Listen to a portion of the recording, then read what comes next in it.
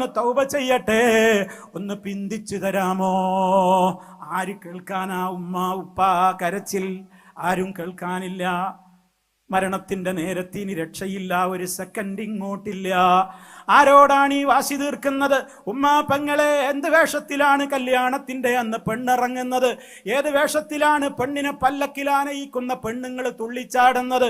ഏത് വേഷത്തിലാണ് നിങ്ങൾ കല്യാണത്തിന്റെ ഓഡിറ്റോറിയങ്ങളിലേക്ക് പോകുന്നത്? ഏത് വേഷത്തിലാണ് നിങ്ങൾ പാർക്കുകളിൽ ഉല്ലസിക്കുന്നത്? ഏത് വേഷത്തിലാണ് നിങ്ങൾ യാത്ര പോകുന്നത്?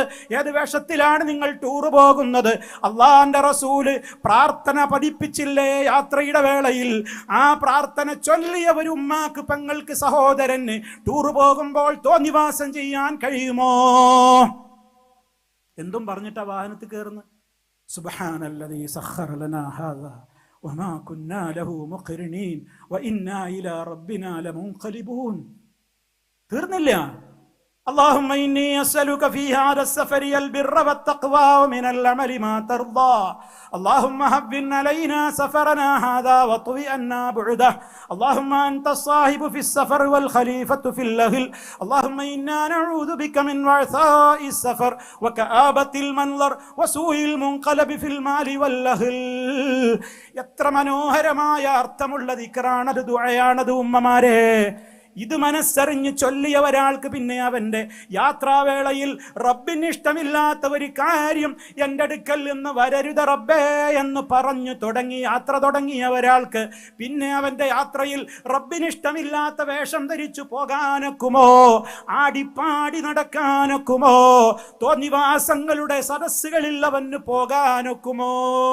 ചിന്തിക്ക്. അതിനാ ദുആ, അതിനാ ദിക്ർ. അല്ലാതെ വെറുതെ ദിക്ർ ഇങ്ങനെ ചൊല്ലലല്ല. ദിക്റും ദുആക്ക് എന്തിനാണെന്നറിയോ? അർത്ഥം പഠിച്ച് അതിൽ പറയുന്ന കാര്യങ്ങൾ പോലെ ജീവിക്കല. അപ്പൊ മനസ്സിന് നല്ല സന്തോഷ. അല്ലാതെ വെറുതെ ഇങ്ങനെ എന്തോ വെറുതെ മാല മറിക്കുക, ഇങ്ങനെ അവിടെ ഇവിടെ നോക്കിയിട്ട് ഇങ്ങനെ ചൊല്ലേണ്ടതല്ല ദിക്റും ദുആയൊന്നും. അത് മനസ്സിലാക്കിക്കോളി എല്ലാവരും.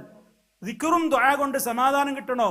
അതിൽ പറയുന്നത് എന്താണ് ശരിക്ക് പഠിച്ച് ദുആ ചെയ്യണം. പ്രഭാതത്തിൽ ചൊല്ലേണ്ട ദിക്റുണ്ട്, അദ്കാറുൽ മസാ ഉണ്ട്. എത്രയാണെന്നറിയാ? പറഞ്ഞാൽ തീരുവോ? നിങ്ങൾ നോക്കൂ, എത്രയെത്ര ദിക്റുകളുണ്ട്, ദുആകളുണ്ട്. സഹോദരങ്ങളെ, നിങ്ങൾക്കൊന്ന് യൂട്യൂബിലൊക്കെ നമ്മുടെയൊക്കെ ചാനലുകളുണ്ട്. നിങ്ങൾക്ക് അതിൽ നിന്നൊക്കെ കേൾക്കാൻ പറ്റും. ഇഷ്ടംപോലെ ഒരുപാട് വിഷയങ്ങളുണ്ട്. നിങ്ങൾ പഠിക്കും, നിങ്ങൾ മനസ്സിലാക്കി.